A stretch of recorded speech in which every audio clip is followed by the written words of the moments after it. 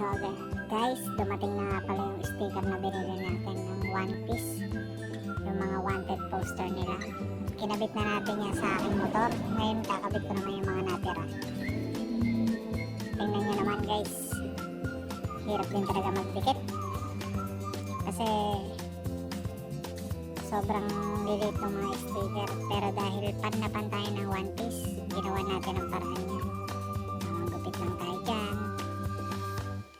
Yan, sinusukat-sukat pa yan para gupitin.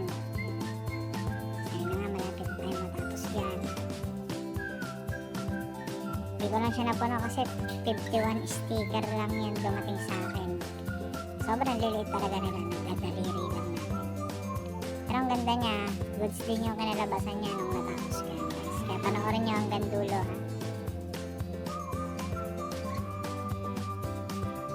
Ayan. Nakita niyo pa yung balbon ko dun. Ayan guys.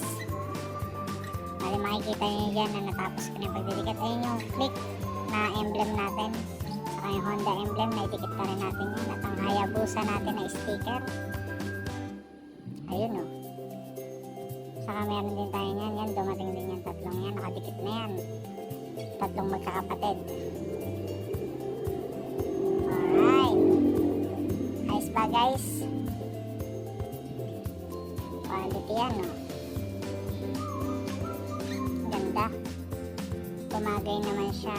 Ngayon, lalagyan ko na lang yan ng pampakintab pagka ako'y nagkapera ulit. Kaya, hanggang dito na lang muna ulit ang video natin guys.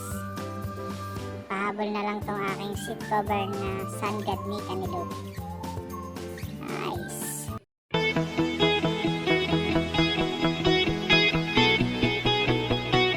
Subscribe to my channel.